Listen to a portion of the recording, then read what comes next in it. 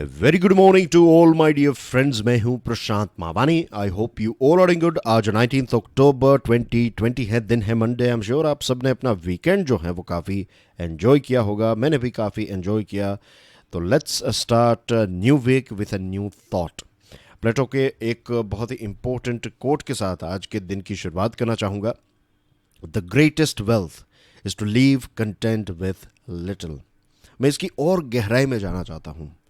Little या फिर मोर, कम या ज़्यादा, ये हमेशा जो है ये किसी के साथ कंपैरिजन से ही पैदा होता है, राइट। एक व्यक्ति ऐसा है जिनके पास आपसे ज़्यादा वेल्थ है, आप यहाँ पर हैं और एक व्यक्ति यहाँ पर हैं। तो या तो हम ये कहते हैं कि इस व्यक्ति से हमारे पास चीज़ें कम हैं या फिर इस व्यक्ति से हमारे पास चीज़ें जो हैं वो ज़्यादा हैं। अगेन कंपैरिजन हुआ। अगर हम किसी व्यक्ति के पास हमसे कुछ कम है और उनको देखकर खुश होते हैं, तो मेरा मानना यह है कि that is also not right, क्योंकि कंपैरिजन की गेम में अभी भी हम हैं। हाँ, सिचुएशन यह है कि यहाँ पर जो कंपैरिजन हो रहा है वहाँ पर हम एक एडवांटेज पॉइंट पर हैं।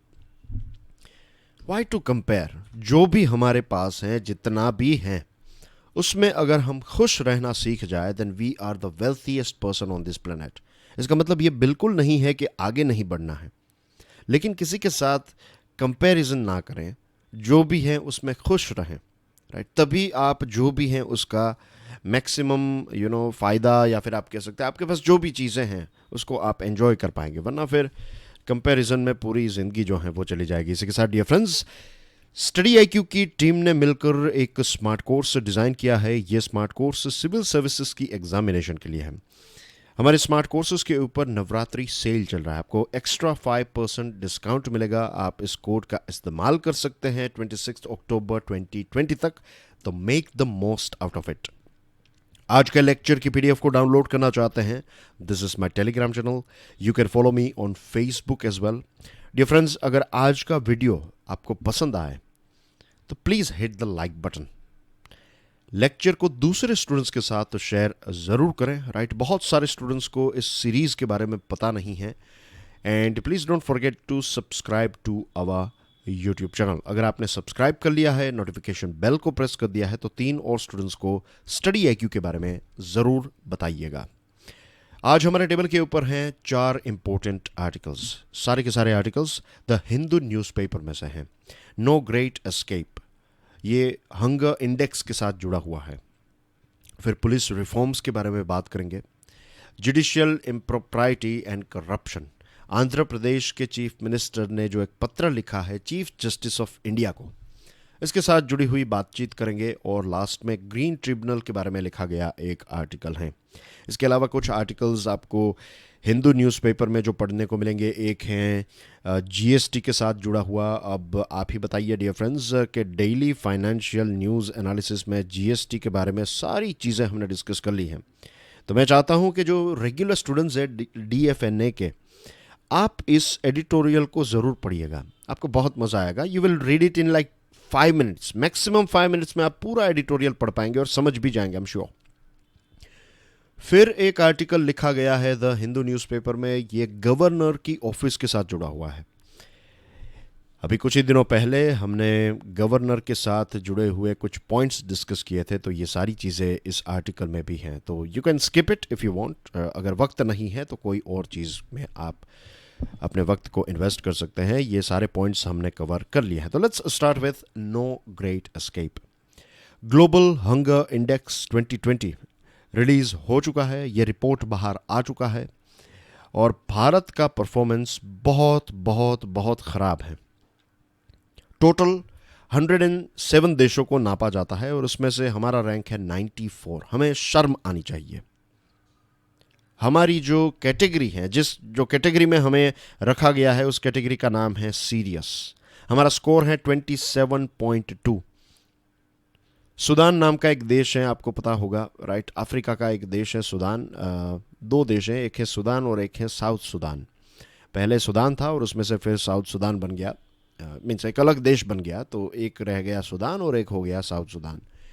तो जो सूडान है अब ये देश जो हैं इसकी मीन्स आप ऐसा नहीं कह सकते कि ये एक बहुत ही अच्छा या फिर व्हेन आई से अच्छा आई मीन टू से कि इन टर्म्स ऑफ मनी इतना अच्छा कोई देश नहीं है। काफ़ी यहाँ पर पॉलिटिकल क्राइसिस होते रहते हैं, इश्यूज होते रहते हैं। तो एक बहुत ही थर्ड वर्ल्ड कंट्री है सूडान। तो उसकी उस वो जिस कैटेगरी में है उनका जो परफॉर्मेंस है उसी के साथ भारत का मीन्स सेम बेंच पर सूडान और इंडिया को आप देख सकते हैं इन ग्लोबल हंगर इंडेक्स 2020। हमारे लिए शर्म की बात ये इसलिए होनी चाहिए क्योंकि हमारे देश में अलग अलग राज्यों में अलग अलग फूड क्रॉप्स अवेलेबल हैं। बाजरा, रागी, ज्वार, फिर जिस कॉर्न है जिसको हम मक्का कहते हैं, मकाई, मक्का एक्सेट्रा, गेहूँ, चावल, फ्रूट्स, वेजिटेबल्स, कितनी सारी चीज़ें हमारे देश में पैदा होती हैं। राइट, कई बार हम जब ऐसे ही विदाउट अगर किसी ने जियोग्राफी की पढ़ाई नहीं की है तो भी उनको पता चल जाएगा कि मीन्स कई बार हम डिस्कशन करते हैं इज़न्ट इट कि भारत में तो कितनी सारी आइटम्स अवेलेबल हैं। हर एक राज्य में भी, एक राज्य में भी अगर आप अलग अलग डिस्ट्रिक्ट्स में जाएं, कुछ 2-3 डिस्ट्रिक्ट को छोड़कर किसी दूसरे डिस्ट्रिक्ट में जाएंगे तो वहाँ पर फूड की वैरायटी अलग होती है। और ज़्यादातर ये सारी चीज़ें लोकल जो फूड अवेलेबल हैं उसी में से बनाई जाती हैं। लेकिन ज़्यादा खाना आपकी प्लेट में लेट्स से कि 300, 400, 500 ग्राम चावल है, इसका मतलब ये नहीं है कि आपको सारे न्यूट्रिशंस मिल रहे हैं। पहले तो हमारे देश में एक हंगर का प्रॉब्लम है। Right, hunger in the sense के बहुत सारे लोगों को भूखा सोना पड़ता है। ऊपर से हमारे गोडाउन्स जो हैं वो अनाज से भरे हुए हैं। दूसरी तरफ बहुत सारे लोगों को खाने पीने की चीज़ें तो मिल जाती हैं लेकिन वो बैलेंस्ड डाइट नहीं होता है। उनको या तो गेहूं मिलते हैं या तो चावल मिलता है, तो रोटी और कुछ और उसके साथ खा लिया, बस यही चीज़ें वो खाते रहते हैं कि चावल के साथ कोई सब्ज़ी खा ली, राइट, या फिर चावल और दाल, दैट्स इट। तो माइक्रो न्यूट्रिएंट्स जो हैं वो उनको नहीं मिलते हैं। और फिर ख़ास करके अगर प्रेग्नेंट लेडी की बात करें तो जब एक गर्भवती एक महिला जो है उसको अगर प्रॉपर न्यूट्रिशंस नहीं मिलेंगे तो फिर जो बच्चा है, नवजात शिशु जो है, उसके अंदर भी ये सारी चीज़ें नहीं होगी और फिर वो बच्चे का ग्रोथ, उसका पूरा जो एक ओवरऑल डेवलपमेंट है वो हैम्पर हो जाएगा। बहुत सारे स्पीड ब्रेकर्स उसमें आ जाएंगे। फिर वो बच्चा ना तो अच्छी तरीके से पढ़ाई कर पाएगा, ना तो स्पोर्ट्स में आगे रहेगा, बहुत ज़्यादा बीमार रहेगा। ज़्यादा बीमार रहेगा तो पेरेंट्स को डे ऑफ लेकर बच्चे को हॉस्पिटल या फिर क्लिनिक ले जाना पड़ेगा, तो वहाँ के खर्च। और हम बात कर रहे हैं गरीब परिवार के बारे में, तो एक तो डे ऑफ रखना है तो वो जो दिन की इनकम थी वो चली गई, ऊपर से हॉस्पिटल के खर्चे, और ये बार बार होता रहेगा। और फिर बच्चे का परफॉर्मेंस भी अच्छा नहीं होगा because of lack of nutrition. तो ऐसा नहीं है, बहुत लोग कहते हैं कि गरीब जो होते हैं उनके गरीब लोगों के अंदर जो स्टीरियोटाइप कई जगह पर देखने को मिलता है कि उनको क्या पता चले, वो तो गरीब है, राइट।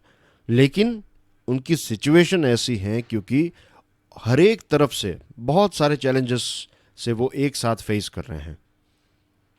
वो करना भी चाहे तो नहीं कर पाते because of this malnutrition. BRICS, अब बात करें इस स्कोर के बारे में, तो ब्रिक्स देश जो हैं, ब्रिक्स देशों में कंपैरिजन करें तो सबसे ख़राब स्कोर है हमारे देश का। ब्रिक्स में है Brazil, Russia, India, China and south Africa. Can you believe, Pakistan, Sri Lanka, Bangladesh और नेपाल से भी हमारा स्कोर जो है वो इन्फीरियर है, यानी कि इन सारे देशों के मुकाबले भी हम बहुत पीछे हैं। और NFHS 4 2015-16 का ये जो सर्वे है उसमें भी यही चीज़ हमें देखने को मिली है। तो ये जो एक ह्यूब्रिस है, ह्यूब्रिस यानी कि एक प्रकार का घमंड, एक प्रकार का आप कह सकते हैं कि बहुत ज़्यादा कॉन्फिडेंस, ओवर कॉन्फिडेंस जो हम दिखाते हैं कि एक बहुत ही स्ट्रॉन्ग इकोनॉमिक डेवलपमेंट हुआ है, strong economic, not development, sorry, strong economic growth. Development जो है ये क्वालिटी के साथ जुड़ी हुई चीज़ है, ग्रोथ जो है ये क्वांटिटी के साथ जुड़ी हुई चीज़ है। तो स्ट्रॉन्ग इकोनॉमिक ग्रोथ के साथ साथ डेवलपमेंट जो है वो उतना अच्छा नहीं हुआ है। इस चीज़ को तो हमें मानना ही पड़ेगा, और ये जो ह्यूब्रिस है इसको हमें ड्रॉप कर देना चाहिए। जैसे मैंने आपको बताया, delivery of adequate nutrition specially to women and children, ये बहुत ही इंपॉर्टेंट है। अब हमें चाहिए कि हम पीडीएस जो है, पब्लिक डिस्ट्रीब्यूशन सिस्टम, ये जो अनाज की जिसको हम कहते हैं सस्ते अनाज की दुकान, या फिर जो राशन कार्ड की दुकान कहते हैं, राशन की दुकान, तो वहाँ पर डाइट डाइवर्सिटी अचीव करना बहुत ही इंपॉर्टेंट है। आपको चावल सिर्फ मिले, आपको सिर्फ गेहूँ मिले, या फिर आपको कोई तीसरी जो भी आइटम है, बाजरा, रागी एक्सेट्रा, ये सारी चीज़ें मिले, दैट्स नॉट इनफ, राइट। उसके साथ साथ एक प्रॉपर बैलेंस्ड डाइट जो है ये होना चाहिए, और ये अलग अलग तरीके से अचीव किया जा सकता है। फोर्टिफाइड फूड, आपने शायद इसका नाम सुना होगा। फोर्टिफाइड का मतलब होता है कि कुछ ऐसे माइक्रो न्यूट्रिएंट्स जो हैं वो ऐड किए जाते हैं, ऊपर से ऐड किए जाते हैं। कि फॉर एग्जांपल लेट्स से कि दाल है, तो दाल में ऊपर से ये कुछ माइक्रो न्यूट्रिएंट्स आपने ऐड कर दिए। दूध हैं या फिर दूसरे ऐसे कोई भी प्रोडक्ट्स हैं, तो उसमें सॉल्ट जो है, कई जगह पर ऐसा सॉल्ट में माइक्रो ऐसे न्यूट्रिएंट्स ऐड किए जाते हैं, और फिर वो जो पर्टिकुलर सॉल्ट है उसका इस्तेमाल किया जाएगा, तो इस ऐसे माइक्रो न्यूट्रिएंट्स जो हैं वो लोगों के शरीर तक पहुंचेगा, उनके बॉडी तक पहुंचेगा। National Food Security Act not merely as hunger mitigation, ये सिर्फ हंगर मिटिगेशन के लिए नहीं होनी चाहिए। National Food Security Act, it should be for this balanced diet diversity के लिए। सिर्फ आपको खाना मिल गया, जैसे मैंने आपको बताया, दैट्स नॉट इनफ। क्या आपको सारे फैट, प्रोटीन, माइक्रो न्यूट्रिएंट्स मिल रहे हैं? अगर नहीं मिल रहे हैं तो उस हिसाब से हमें अपनी नेशनल फूड सिक्योरिटी एक्ट को कस्टमाइज करना होगा। The existing deprivation has been aggravated by pandemic, ऊपर से आ गया ये कोविड-19 पेंडेमिक। बहुत सारे लोगों का जीवन जो है, खास करके माइग्रेंट वर्कर्स जो हैं, उनका जीवन कैसे बर्बाद हो गया, as we know, because of this lockdown. That was lockdown भी करना पड़ा बिकॉज ऑफ दिस पेंडेमिक। तो इसकी वजह से फूड इन्फ्लेशन भी हुआ, बहुत सारे लोगों के पास सोर्स ऑफ इनकम नहीं था, तो जो भी था उनके पास, उनसे उनको काम चलाना पड़ा, और इसकी वजह से भी दूसरी बीमारियां जो हैं वो हमें उनमें देखने को मिलती है। स्टंटिंग और वेस्टिंग, स्टंटिंग का क्या मतलब होता है बताइए, और वेस्टिंग का क्या मतलब होता है? वेस्टेड या फिर वेस्टिंग कहते हैं, तो इसका मतलब क्या होता है ये बताइए कमेंट सेक्शन में। ये आपके लिए एक रिसर्च, छोटे से रिसर्च राइट करने के लिए एक प्रश्न आपको पूछ रहा हूँ कि इन दोनों के बीच में डिफरेंस क्या होता है, ये आपको बताना है। तो 10 साल पहले का अगर हम आंकड़ा देखें तो डेफिनेटली स्टंटिंग और वेस्टिंग में ड्रॉप हमें देखने को मिला है, राइट। लगभग 10 परसेंटेज पॉइंट का ड्रॉप देखने को मिला है, दैट्स ए गुड थिंग। लेकिन चीज़ें जो हैं वो हमारे देश में बहुत ख़राब हैं। ये इंडेक्स ही अपने आप प्रूव कर देता है हमारा रैंक। और इसी के साथ international food policy research institute ने ये बताया है कि 3/4, 4 में से 3 ऐसे इंडियंस हैं हमारे देश में, ग्रामीण इंडियंस, राइट। ग्रामीण भारतीय लोग जो हैं वो एक बैलेंस्ड और न्यूट्रिशियस डाइट अफोर्ड नहीं कर पाते, राइट। तो 100 में से 75 लोग ऐसे हैं ग्रामीण क्षेत्र में जो एक बैलेंस्ड और न्यूट्रिशियस डाइट अचीव नहीं कर पाते, या फिर अफोर्ड नहीं कर पाते। उनके पास इतने पैसे ही नहीं है कि वो एक बैलेंस्ड डाइट ले सकें, और फिर आगे चलकर उतनी ज़्यादा बीमारियां, और ओवरऑल अगर देखें तो देश का जो ह्यूमन कैपिटल है वो भी अपने पोटेंशियल तक नहीं पहुँच, तो देश पोटेंशियल तक नहीं पहुँच पाता, बिकॉज वहाँ के लोग जो हैं वो अपने पीक पर कभी भी पहुँच नहीं पाते। तो एक बहुत ही इंपॉर्टेंट टॉपिक था। फिर बात करते हैं स्टिल अवेटिंग पुलिस रिफॉर्म। अब पुलिस रिफॉर्म कोई ऐसी बात नहीं है कि जिसके बारे में आपको कुछ पता ही ना हो, या फिर ऐसा भी टॉपिक नहीं है जिसके बारे में हमें कभी डिस्कशन ना की हो। मुझे याद है कि महीने में एक बार तो इसके बारे में कुछ ना कुछ तो डिस्कशन, कुछ ना कुछ तो होता ही है। अगर महीने में एक बार नहीं तो लेट्स से 45 डेज़ में एक बार तो इसके साथ जुड़ा हुआ टॉपिक आ ही जाता है। 14 जुलाई 2020 को गुना डिस्ट्रिक्ट में आपको पता होगा कि एक दलित जो एक कपल हैं, तो पुलिस ने किस प्रकार से उनको वहाँ पर पीटा गया था पुलिस के द्वारा, और फिर डिस्ट्रिक्ट कलेक्टर और एसपी को ट्रांसफ़र किया गया। 6 पुलिस पर्सोनल को सस्पेंड किया गया है, और राइटर कहते हैं कि बहुत जल्द ये जो पूरी मैटर है वो लोग और हर कोई जो है इसको भूल जाएगा। फिर तमिलनाडु में जे बेनिक्स और उनके पिताजी पी जयराज को इतना पीटा गया, इतना मारा गया, इतना टॉर्चर किया गया कि उनकी मृत्यु हो गई, कस्टोडियल डेथ हो गई उनकी। राइट। और पता है क्यों उनको मारा गया? क्या वो कोई बड़े क्रिमिनल थे? नो। उनका क्राइम सिर्फ यही था कि उन्होंने लॉकडाउन का जो रूल है उसको थोड़ा उसका पालन नहीं किया। ऐसा कुछ 10-15 मिनट एक्स्ट्रा उन्होंने दुकान अपनी कुछ खुली रखी थी, और इसकी वजह से, और ये भी बताया जाता है कि पुलिस वालों को उनके साथ कोई पर्सनल ऐसी दुश्मनी थी, और ये लोग इस गलती में आ गए और फिर उनको इतना पीटा गया कि दोनों की, बाप बेटे की, कस्टोडियल डेथ हो गई। फिर विकास दुबे का तो पूरा एनकाउंटर आपको पता है कि फिल्म की अगर ये स्टोरी होती तो लोग चले जाते कि ऐसी स्टोरी जिसमें पता ही है कि ये means this is like a very कि खुले तौर पर आप एनकाउंटर बता रहे हैं, इसका उल्लंघन कर रहे हैं, और आप ये एक्सपेक्ट कर रहे हैं कि दुनिया इसको माने। ये पूरा ये जो फिल्में भी ऐसी ना हो, that's what I was trying to tell you, कि फिल्मों में भी ऐसी स्टोरी ना हो। ऐसी स्टोरी हुई है विकास दुबे की, और ये भी बताया जाता है कि अगर वो मीन्स सारी प्रोसेस से गुजरता ये विकास दुबे, तो फिर बहुत सारे बड़े बड़े नाम भी खुलते, बहुत, शायद कुछ एमपीज़ के, शायद कुछ एमएलएज़ के, शायद कुछ ब्यूरोक्रेट्स के। राइट। तो इन सारे लोगों के नाम खुलते। तो इसलिए ये डिसीजन लिया गया कि फटाफट इस व्यक्ति का एनकाउंटर किया जाए। एक प्रॉब्लम जो है हमारे देश में वो ये है कि हमारे देश में ऐसे टॉपिक्स को लेकर बड़े प्रोटेस्ट नहीं होते हैं। जॉर्ज फ्लॉयड, अमेरिका में एक व्यक्ति जो हैं जिनको पुलिस ने पकड़ा और फिर उसको रास्ते पर सुलाया गया था, और उसकी गर्दन के ऊपर एक पुलिस वाले ने अपना घुटना रखा, और वो ये जो जॉर्ज फ्लॉयड हैं वो बता रहा था कि भाई मैं सांस नहीं ले पा रहा हूँ, I can not breathe, he saying that. लेकिन पुलिस वाले ने उसी पोजीशन में उसको रखा, और ये जॉर्ज फ्लॉयड जो हैं उसकी मृत्यु हो गई। फिर वहाँ पर बहुत बड़े प्रोटेस्ट हुए, अमेरिका में प्रोटेस्ट हुए। अमेरिका में भी ऐसे स्ट्रगल्स चलते रहते हैं, वहाँ पर ये रेसिज्म का इश्यू है। हमारे देश में ऐसे कोई ख़ास बड़े प्रोटेस्ट नहीं होते ऐसी चीज़ों को लेकर। हमारे देश में कितने सारे पॉलिटिशियंस जो हैं जो करप्ट हैं, लेकिन इनको लेकर हम कोई ऐसा खास ये छोटी छोटी बातें होती है, लेकिन ऐसे कोई बड़े प्रोटेस्ट हमारे देश में नहीं होते, और शायद इसी चीज़ का ये लोग फ़ायदा भी उठाते हैं।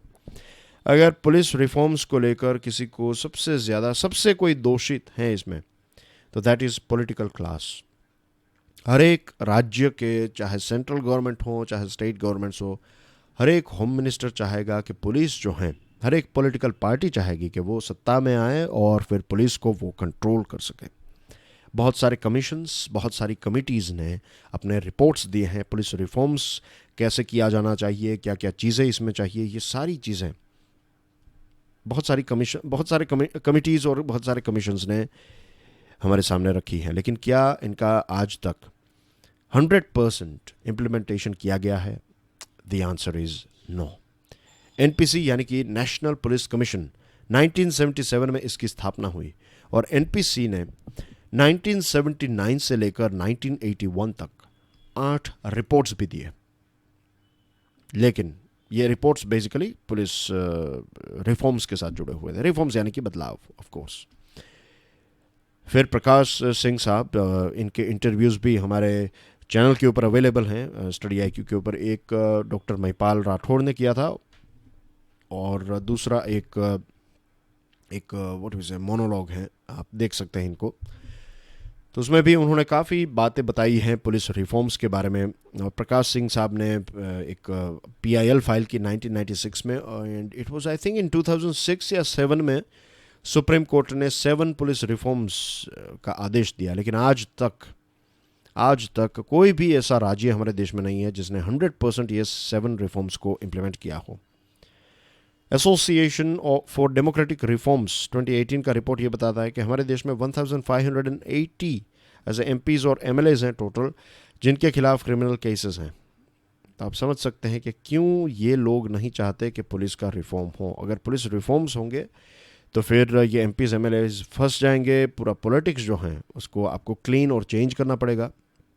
पूरे समाज में एक बहुत बड़ा रेवोल्यूशन आ जाएगा, बहुत बड़ा बदलाव आएगा, एक बहुत बड़ा डिस्ट्रप्शन आएगा।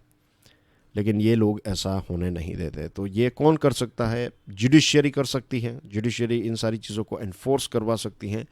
और जुडिशियरी से भी ताकतवर अगर कोई है तो ये है हमारे देश की जनता। अगर हर एक व्यक्ति इसकी डिमांड करे तो फिर कोई ऑप्शन ही नहीं रहेगा पॉलिटिकल पार्टीज़ के पास। फिर बात करते हैं प्रोबिंग जुडिशियल इम्प्रोप्राइटी एंड करप्शन के बारे में। वाई.एस. जगन मोहन रेड्डी साहब जो आंध्र प्रदेश के चीफ मिनिस्टर हैं, तो मैं यहाँ पर उनको कहूँगा मिस्टर रेड्डी, ओके।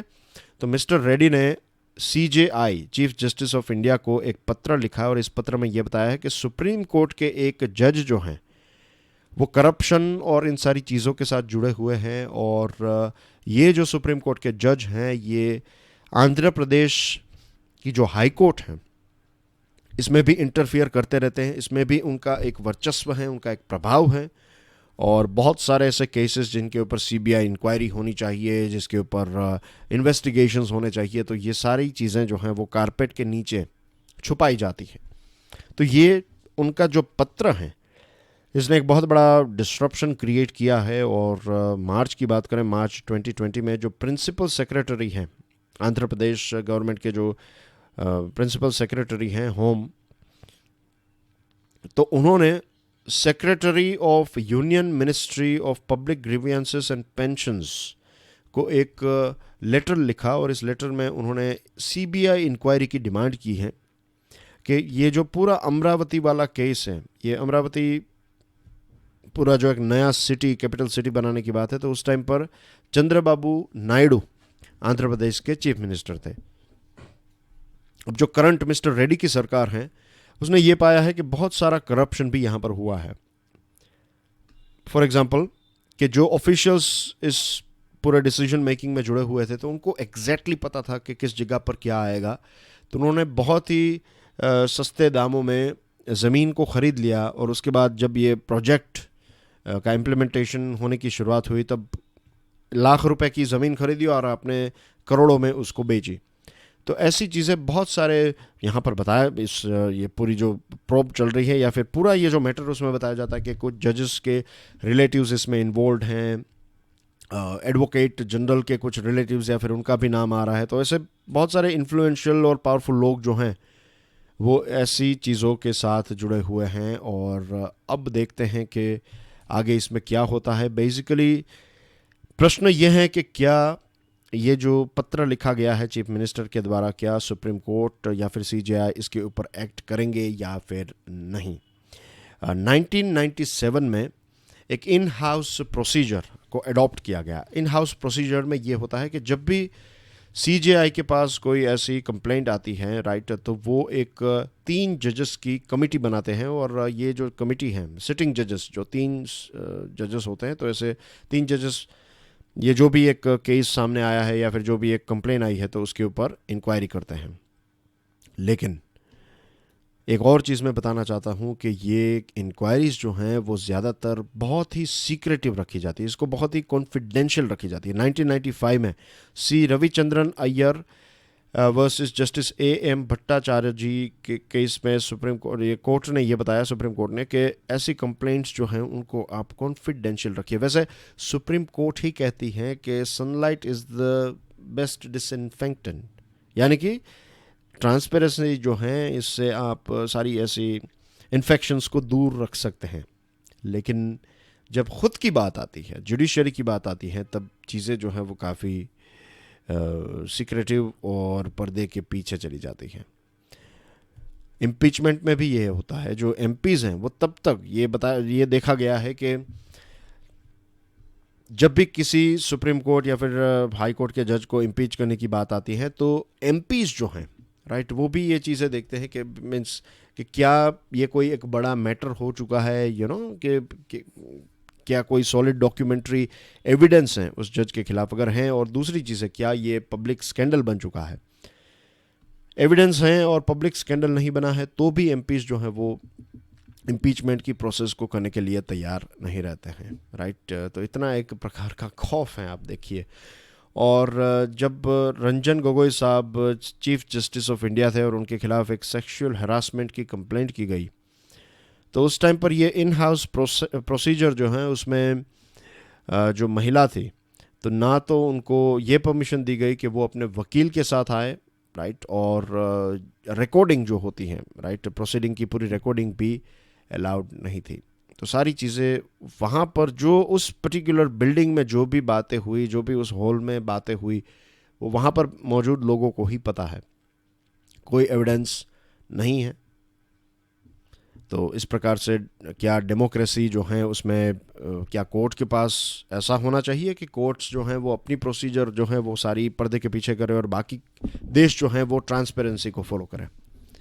तो मैं ये प्रश्न जो है वो आपके सामने रखता हूँ, आप सोचेगा इसके बारे में, because we all are citizens of this country. और यहाँ पर इस आर्टिकल में एक सजेशन ये दिया गया है कि अगर आप किसी बेंच मीन्स किसी सुप्रीम कोर्ट के जो आज के जजेस जो हैं उनको अगर उनकी एक पैनल बनाएंगे तो शायद वो प्रॉपर न्याय ना कर पाए। तो बेस्ट यही होगा, इसका सॉल्यूशन भी दिया है इस आर्टिकल में, कि ये जो मिस्टर रेड्डी की कंप्लेंट है उसको सॉल्व करने के लिए जो रिटायर्ड जजेस हैं, हाई क्रेडिबिलिटी वाले रिटायर्ड जजेस जो हैं, उनकी एक पैनल हमें बनानी चाहिए और उनको सारी रिस्पॉन्सिबिलिटी देनी चाहिए कि वो इस चीज़ को एनालाइज करें, इसकी पूरी इंक्वायरी करें। येस्टरडे यानी कि 18 अक्टूबर जो है ये 10th एनिवर्सरी थी नेशनल ग्रीन ट्रिब्यूनल की। 1995 में एक ट्रिब्यूनल बनाने की बात हुई, parliament passed laws related to establishment of National Environment Tribunal. तो ट्रिब्यूनल का काम क्या होगा, तो ऐसा माना गया कि ट्रिब्यूनल जो है ये कॉम्पनसेशन प्रोवाइड करने का काम करेगी। और फिर एक अथॉरिटी 1997 में जो forum for challenges to environmental clearances, environmental clearance के साथ जुड़े हुए जो जी चैलेंजेस हैं तो उसके साथ डील करेगी ये एक अथॉरिटी।